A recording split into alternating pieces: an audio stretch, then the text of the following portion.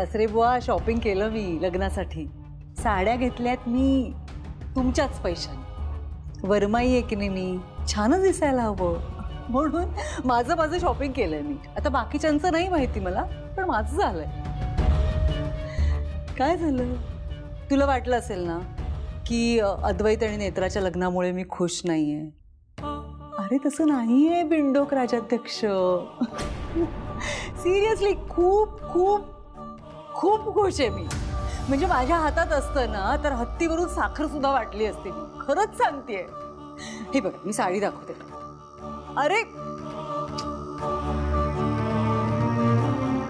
काय झालंय बिंडोक राजाध्यक्ष? कसलं टेन्शन आलं एवढं? सांग तर मला. चेहरा बघ कसा झालाय. 12 वाजलेत चेहऱ्यावर. सांग ना मला काय झालंय. बरं एक गोष्ट मीच सांगू का तुला? आपल्या लायकीपेक्षा जास्त आणि असाध्य असलेल्या गोष्टी जर आपण साध्य करायला गेलो तर असंच होतं. अरे खरंच. सांग बघू काय झालंय.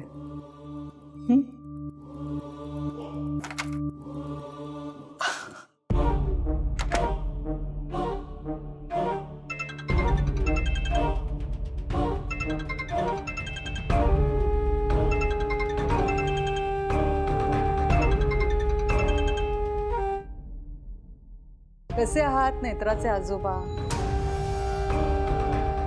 झाली का लग्नाची तयारी? रुपाली थांब. काय मग मंगलाताई काय पैठणी नेसणार आहेत की काय? असं काय करताय शेखर? अहो अद्वैतच्या सासरच्यांची बोलू दे मला. हॅलो.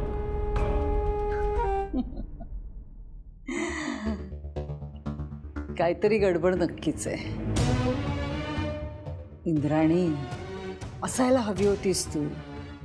कळलं असतं मला या बिंडोकच्या मनात काय चाललंय ते. पण इट्स ओके. माझं मलाही कळूच शकतं आणि ते कळेलच.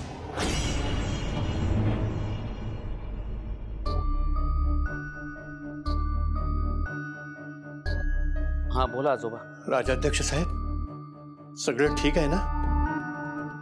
नाही म्हणजे बाईसाहेब. नाही तुम्ही लक्ष नका देऊ तिच्या बोलण्याकडे. घैसाच गुरुजींनी फोन करून नेत्राच्या आजोबांना काही सांगितलं तर नसेल ना? राजाध्यक्ष साहेब. हां तुम्ही फोन केला होता. तुम्हाला काही महत्त्वाचं बोलायचं का? बघा तुम्ही कामात व्यस्त असाल तर आपण नंतर बोलूया. नाही बोला ना तुम्ही. तुम्ही घैसाच गुरुजींकडे गेला होतात ना? मग पुढे काय झालं? नेत्रा अद्वैतच्या पत्रिका जुळतायत ना?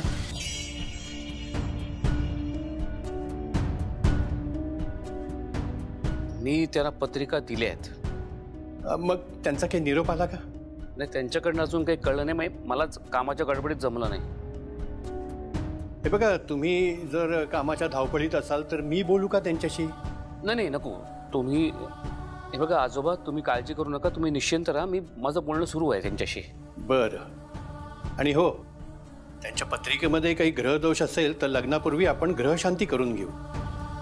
म्हणजे त्याची तशी काही गरज पडेल असं मला तरी वाटत नाहीये. आता घैसाच गुरुजी काय सांगतात ते बघूया आपण. हो नक्कीच बघूया ना आपण. घैसाच गुरुजींशी बोलणं झालं की मला कळवा. हा मी वाट बघतोय. तुम्ही काळजी करू नका. मी आहे ना. मी बघतो सगळं व्यवस्थित करीन मी. काळजी करू नका. हो हो हो.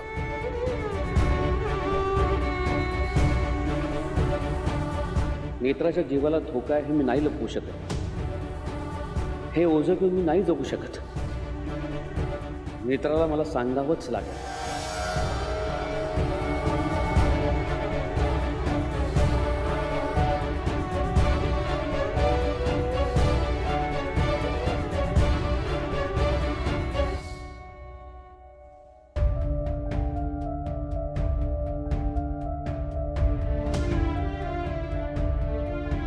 शेखर साहेब ऑफिसमधून आलेत तरी अजून काहीच बोलले नाही आहेत.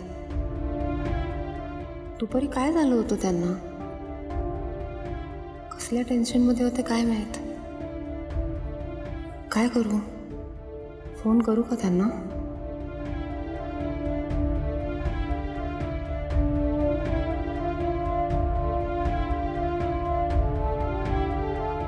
साहेब महत्वाचं बोलायचंय तुझ्याशी. बोला ना साहेब, या ना तुम्ही आत या.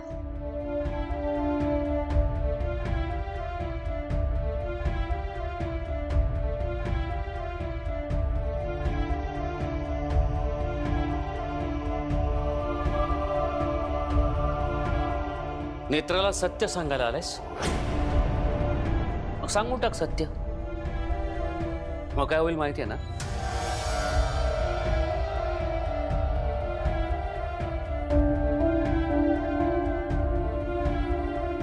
साहेब काय झालंय, बोला ना.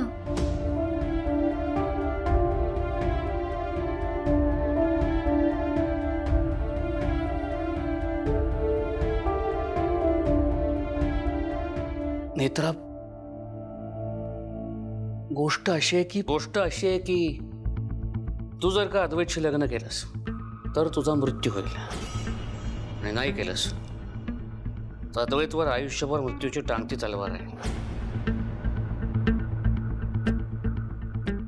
थांबलास का? सांगतोस ना सत्य, सांग ना. म्हणजे नेत्रा अद्वैतला सांगेल आणि मग अद्वैत या लग्नाला उभाच राहणार नाही. साहेब नक्की काय झालंय? तुम्ही आज ऑफिसमध्ये सुद्धा खूप टेन्शनमध्ये दिसत होता. काही झालंय का? सांगतोस ना सत्य, सांग.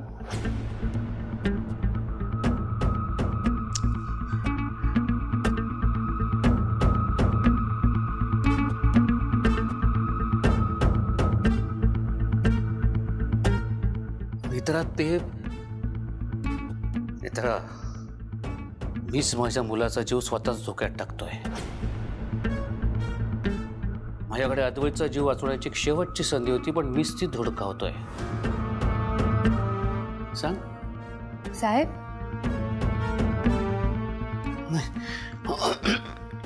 नाही ठीक आहे नेत्रा, ते मी अद्वैतला काही झालं तर सर्वस्वी तू जबाबदार असशील हे लक्षात ठेव. नेत्राला हे सगळं सांगून तू अद्वैतचा मृत्यू ओढावून आणतोयस. तू नियती बदलण्याचा प्रयत्न करतोयस. लक्षात ठेव, जबाबदार तू असशील अद्वैतच्या मृत्यूला. साहेब तुम्ही काही बोलला नाही तर मला कळणार कसं काय झालंय ते. सांगा ना मला. नेत्रा, मी तुला सांगायला आलोय की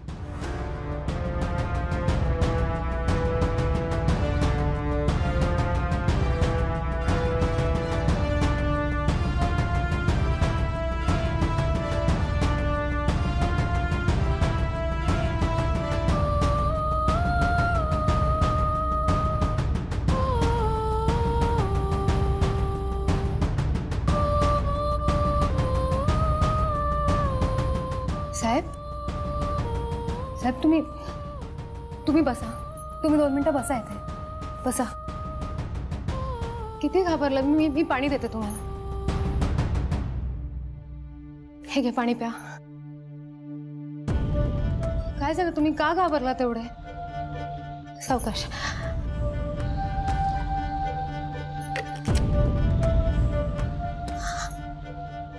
हा नेत्रा, ते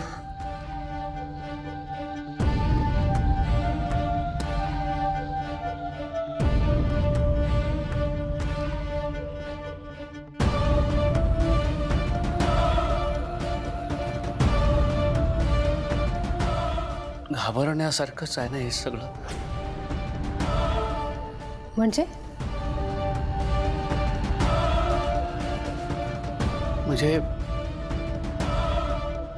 आता सगळं व्यवस्थित होतंय. तुझं आणि अद्वैतचं लग्न होतंय, पण हे एवढं सोपं नाहीये.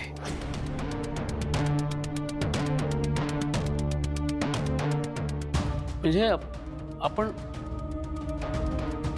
आपण सावध राहायला हवं. रुपाली हे लग्न मोडण्यासाठी कोणत्याही थराला जाऊ शकते. पण होईल, सगळं नीट होईल. रुपाली ते साहेब किती काळजी करताय तुम्ही? किती घाबरलात? मला सांगा, हे लग्न अद्वैत साहेबांना जीवनदान देणार आहे, बरोबर? मग रुपालीबाई साहेबांनी काहीही केलं ना तरी आपण त्यांचा सामना करायचा, कारण आपल्यासाठी सगळ्यात महत्वाचा आहे तो अद्वैत साहेबांचा जीव. आणि हे सगळं देवी आईने योजलंय की नाही? मग देवी आई करेल ना सगळं व्यवस्थित. साहेब, तुम्ही खूप काळजी करताय. नका एवढी काळजी करू, अद्वैत साहेब सुखरूप राहतील. मी आहे ना.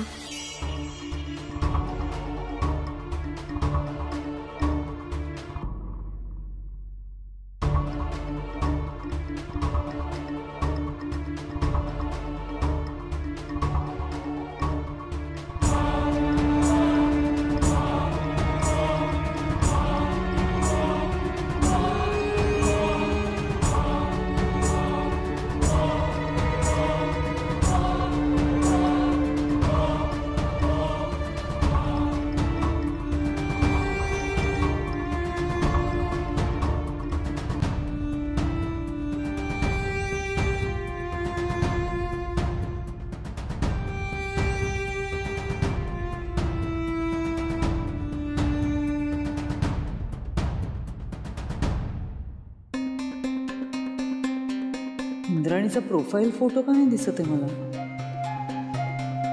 मला ब्लॉक केलंय? एवढी हिंमत तिची. पण असो, बेभरवशीच आहे ती. तिच्यावर अवलंबून राहून नाहीच चालणार मला. आणि नेत्राला मरण इंद्राणीच्या भाकितांमुळे नाही, माझ्या निश्चयामुळे येईल.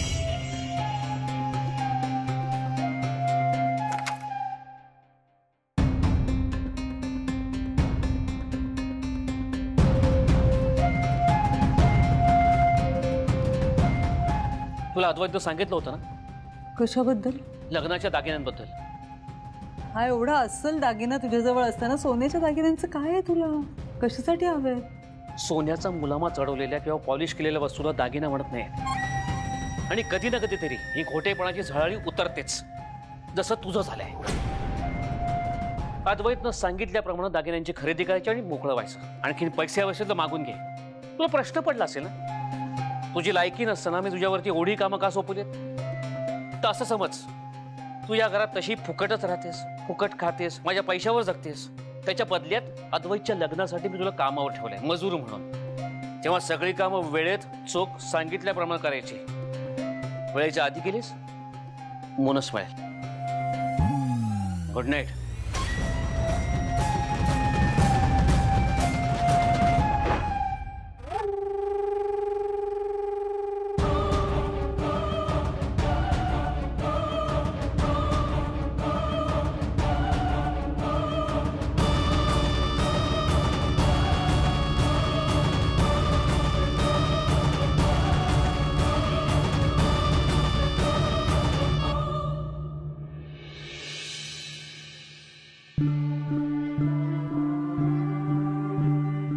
मैं कमीन सो? काय सकाळी सकाळी मस्त मस्करीचा मूड आहे तुझा. मस्करी नाही, सिरियसली विचारतेय, परवानगी घेतेय. आता हे काय नवीन? चल आती. नवीन नाही रे, तुला कुठे वेळ आहे आता माझ्यासाठी? म्हणजे वेळ असला तरी तुझ्या प्रायोरिटीज बदलल्यात ना. आई, माझी सगळ्यात पहिली प्रायोरिटी तू आहेस आणि असशील. सगळ्यात आधी माझी आई, मग बाकी सगळं. नाही असं म्हणतोस तू, पण असं काही घडत नाही. मी पण या घरातच राहते हे लक्षातच नाहीये तुझ्या. लक्षात असतं ना तर आधी तू. आई, तू रागावलीस ना माझ्यावर? आई, तुझी शपथ, मी आत्ता आवरून तुलाच भेटायला येणार होतो आणि तू इथे आलीस. बघितलंस आपली टेलिपॅथी किती स्ट्रॉंग आहे? नेत्रापेक्षाही स्ट्रॉंग. आई, कसं झालंय रे तुझं? म्हणजे लग्न व्हायच्या आधीच बायको आणि आईमध्ये सँडविच झालंय तुझं. असं काही नाहीये. असंच आहे खरंच. आई, खुश आहेस ना तू? खरं सांगू, मी खूप खूप खूप खूप खुश आहे. असाच आनंदी राहा. मला खूप बरं वाटतं. तुला कोणाची दृष्ट नको लागायला. बर चल, मी आवरतो, मला निघायचंय. जेवढं आनंदी राहता येईल तेवढं आनंदी राहा बावळटा. नंतर फक्त आणि फक्त दुःख करायची वेळ आणते की नाही बघ तुझ्यावर. मी आत्ता काहीच नाही करणार आहे. जे घडायचं ते घडणार आहे आणि ते घडू देत. माझी वेळ आली ना की सगळे हिशोब डबल व्याजासकट चुकते करते मी.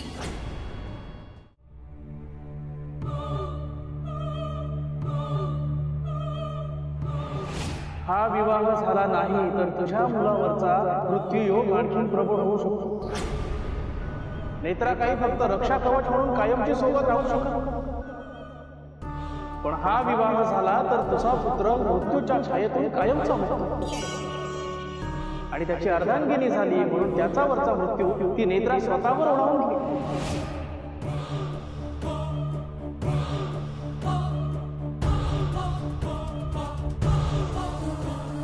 अद्वैतशी लग्न झाल्यावर नेत्रा आमच्यात नसणार, पण मी काय करू? हीच नियती आहे. नियतीला मी कसं बदलू? माझ्याकडे दुसरा काहीच पर्याय नाहीये. शेखर, काय लगीनगाई करायची का?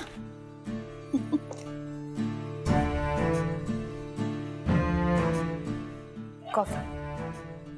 नेत्रा आता इथेच आहे तर सांगते लग्नाबद्दल. अरे माझ्या सोशल ग्रुपवर मी अद्वैतच्या लग्नाबद्दल बोलले ना, तर त्यांच्याकडूनच मला कळलं की या महिन्याच्या अखेरीस 3-4 चांगले मुहूर्त आहेत.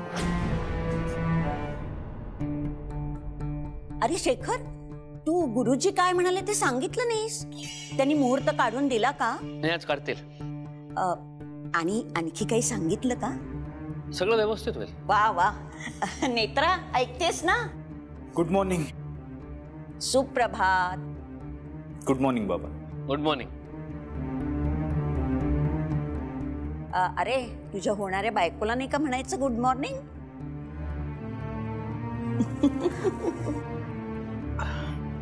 साहेब. हा, थँक्यू.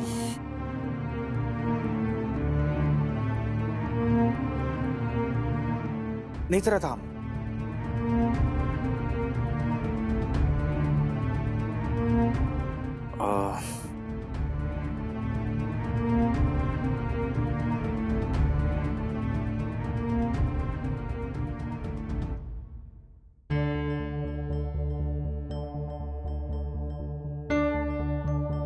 ऍक्च्युली मला एवढी कॉफी नकोय. ठीक आहे.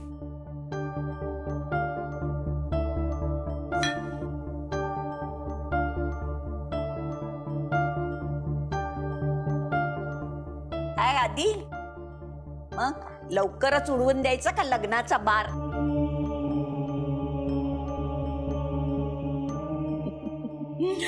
आणि हो, तुम्ही दोघेही किशोरवयीन नाहीत, तेव्हा लग्नानंतर काय ते तुमचं फॅमिली प्लॅनिंग वगैरे असतं ना, ते काहीही करायचं नाही. मला या घरात लवकर बाळ हवंय.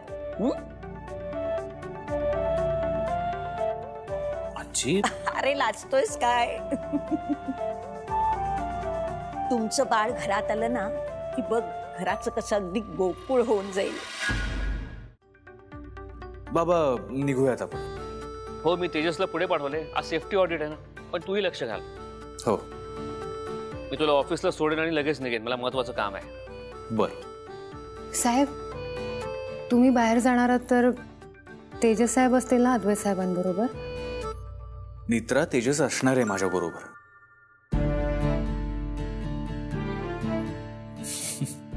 आधी बायको असावी ना तर अशी. किती काळजी घेते तुझी. बाबा निघूयात का आपण? नाहीतर आजी थांबणार नाही आज. ठेवतो मी. मी ठेवतो त्या इकडे. आलोच.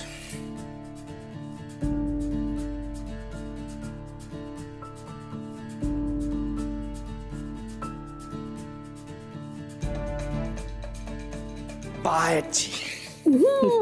बाय.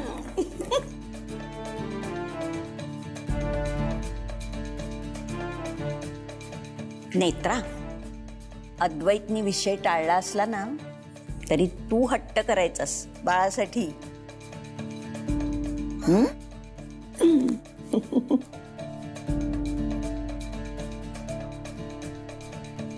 बरं, यांची औषधाची वेळ झाली. तुझं सगळं इथलं आवरलं की ये. हा हो